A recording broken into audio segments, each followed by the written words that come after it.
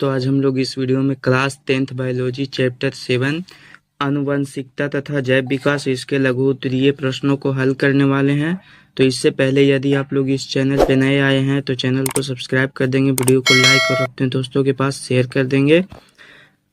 पहला प्रश्न है कि विभिन्नता की परिभाषा दें, यानी कि हमें विभिन्नता का परिभाषा लिखना है।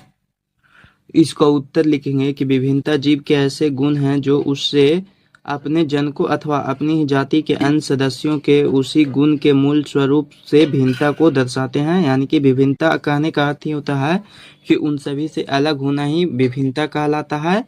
जैसे कि कोई एक किसी खास जाति का है और उसके द्वारा कोई दूसरा जाति का है तो वह उसी का ही विभिन्नता हो जाएगा। विभिन्नता के द्वारा ही पता चलता है कि यह व्यक्ति किस जाति का है, यानी कि वह एक ही जाति का यदि नहीं है तो उसे ही कहा जाता है विभिन्नता।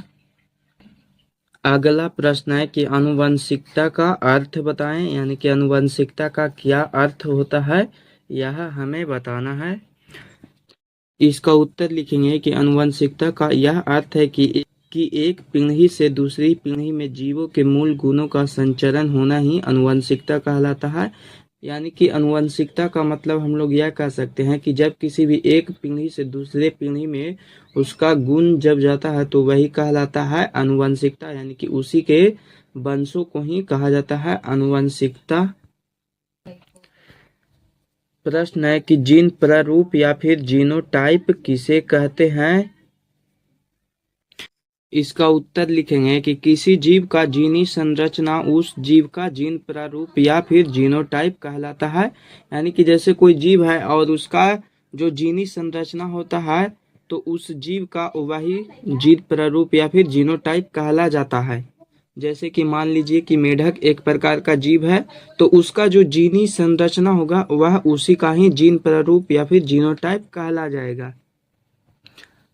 अगला प्रश्न है कि मेंडल का प्रथम नियम या पृथक्करण का नियम क्या है। यानी कि जो मेंडल ने प्रथम नियम दिया था उसे ही पृथक्करण का नियम भी कहा जाता है। तो यह नियम क्या कहता है हमें यह बताना है। तो लिखेंगे कि मेंडल का प्रथम नियम या फिर जिसे ही पृथक्करण का नियम भी कहा जाता है। तो लिखेंगे कि संकर नस्ल की पीढ़ी में दोनों विपरीत गुण साथ साथ होते हैं परंतु अगली पीढ़ी में अलग अलग हो जाते हैं, जबकि अप्रभावी गुण में न तो कोई बदलाव आता है और न ही ऐसा गुण लुप्त होता है। इसे ही मेंडल का प्रथम नियम भी कहा जाता है या फिर इसे पृथक्करण का भी नियम कहा जाता है। तो यही है, आप लोग इसे लिख लेंगे। 5 नंबर प्रश्न है कि जीन कोश क्या है। इसका उत्तर लिखेंगे कि किसी भी प्रजाति विशेष के एक आबादी में स्थित समस्त जीन उस आबादी का जीन कोश कहलाता है।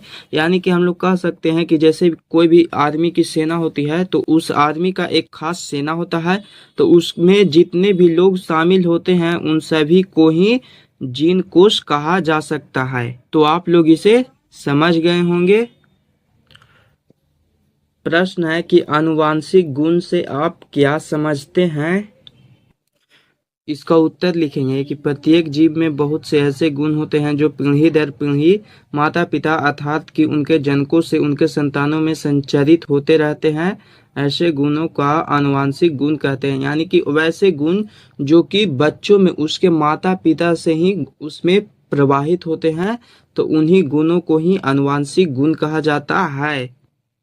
अगला प्रश्न है कि जाति उद्भवन क्या है, यानी कि जाति का जो उद्गम है वह क्या है।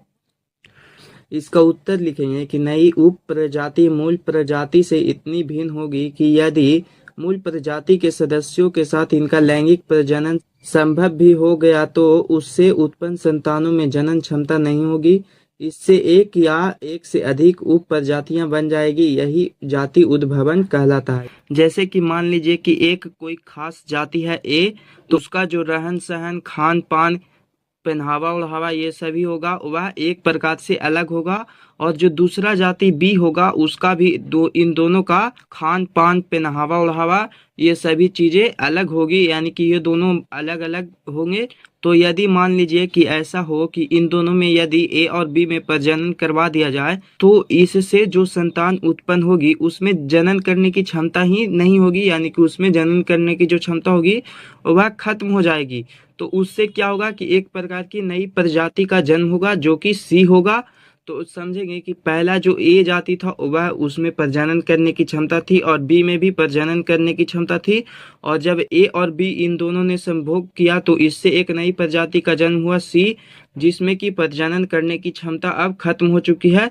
तो इस प्रकार से हम लोग यह कह सकते हैं कि एक नई जाति का जन्म हुआ है। तो आप लोग इसे अच्छे से समझ गए होंगे।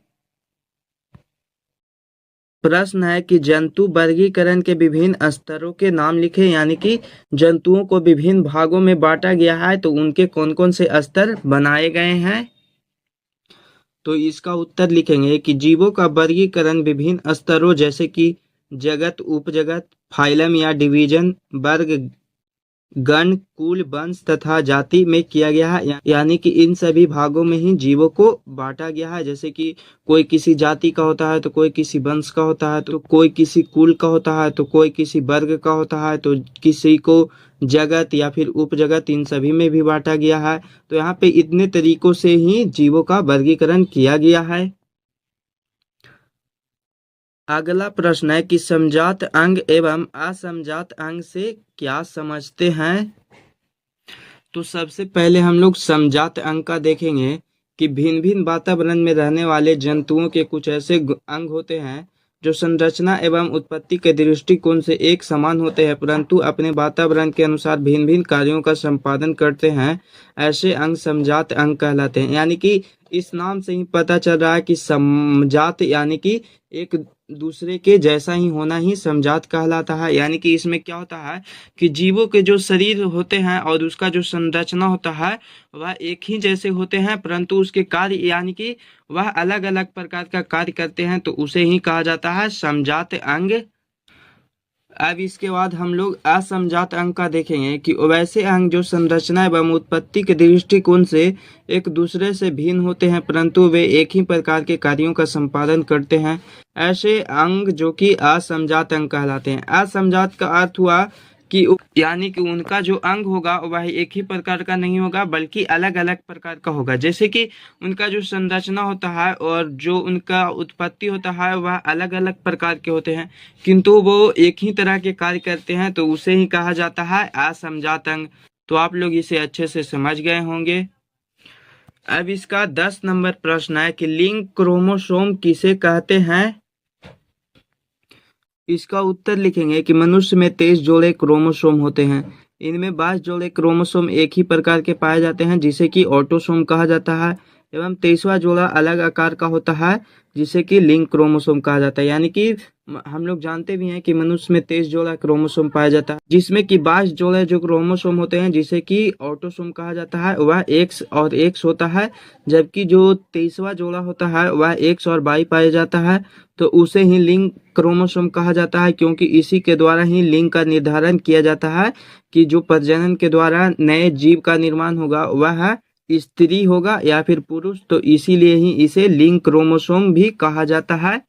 तो आप लोग इसे समझ गए होंगे। और अभी तक आप लोग चैनल को सब्सक्राइब नहीं किए होंगे तो सब्सक्राइब कर देंगे, वीडियो को लाइक और अपने दोस्तों के पास शेयर कर देंगे।